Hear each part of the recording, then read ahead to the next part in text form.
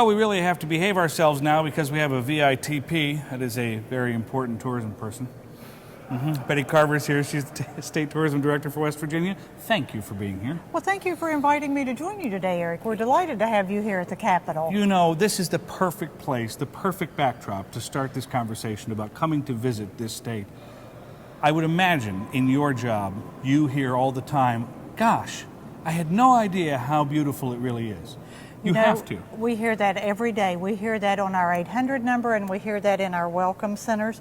You know, one of the things about the state, we are so well known for our outdoor recreation, but as you are finding out during this trip, we have so much more to offer. So again, we are so happy to have you here. And it is a perfect place to start your trip in West Virginia. And I suppose that would also be a logical place to say, okay, how are we going to tackle this state? The first thing we should do is show up at a major gateway, Charleston being one of them. Are there others we should be aware of? There are others, and certainly, you know, for your international visitors and so forth, we have several airports around the state, Charleston certainly being the one to come into what I consider my home base, the town where I grew up. And this is a perfect place to start, but if you're coming in from the Pittsburgh area, the Dulles area, and so forth, you know, a lot of different entryways, but certainly to use Charleston as your home base, even though this is our largest metro area, within an hour we can have you on the river whitewater rafting. So this is a great place to be, and then to plan your day trips out from here. In your opinion, for a first-time visitor, and I know you have a lot of repeat visitors because I'm assuming people come here and they fall in love with it and they just keep coming back. For the first-time visitor, what would you recommend in terms of a duration to get a good sense of what the state has to offer? Well, if I really could script someone's trip, so to speak, I would absolutely suggest that they take a week here. You know, one of the beautiful things about the state of West Virginia is our diversity in our actual terrain.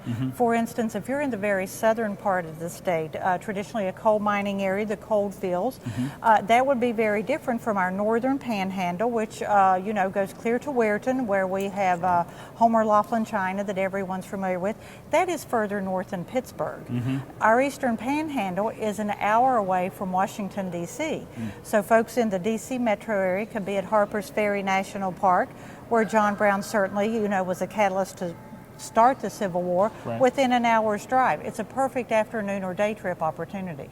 And a lot of times people are always say, well, we're trying to save money, we're trying to, you know, we're watching our bottom line this year. West Virginia spent a lot of energy and a lot of resources to make sure we can watch our bottom line. Absolutely. We are very well known for our good value. For instance, we have 50 state parks and forests. There is no charge for our state parks. We have many museums around the state. For instance, the Cultural Center Museum that you're going to visit shortly, there is no charge to that. We are very proud of that new museum because, you know, we are getting ready to start the Civil War sesquicentennial and recognize that, to commemorate that on a national level. But one of the things about West Virginia, we will be the only state that is recognizing our statehood during that period, of course, being the state that was born of the Civil War. That makes a lot of sense. As the State Tourism Director, there's only a few of you here in the United States. What surprises you most about your job? If you don't mind me asking. And this is a good thing. The thing that surprises me quite often is, you know, if it's your own backyard, so to speak, you become a little complacent and you really don't recognize what is indeed a treasure. One of the great benefits to my job is interacting with the other travel directors, the other states, getting to travel, getting to actually go out and try to sell the state and educate people about us. But what we find, you know, whether it is people that love to outdoor recreation, the skiers or the rafters, people that come for history, people that want to come and, you know, have a great dining or shopping experience, but they always go back to the same thing. Our greatest asset is our people. Well, I was going to ask you about that because, you know, we've spent enough time in this state to draw our own conclusions, but from your perspective, do the locals have a perception problem? The locals do not have a perception problem. You know, one of the things is I think traditionally we have been in the extraction industry. I mean, one of the things, and I am very happy to tell you this, you know, just this past session, the legislature was giving a lot of attention to tourism, tourism development.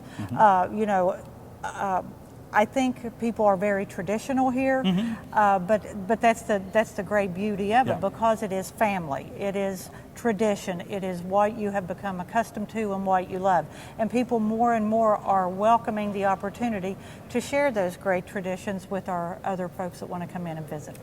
Betty, a lot of people don't realize that most states have an actual tourism office, and you're out there every day saying you've got to come to our state, but then you make it very easy for us with the website and the 800 number, right? What is Absolutely. Our website is wvtourism.com, Nice. And we also have a toll-free number with staff there that can help customize an itinerary for you and answer all your questions. That is 1-800-CALL-WVA. We would love to hear from all your listeners.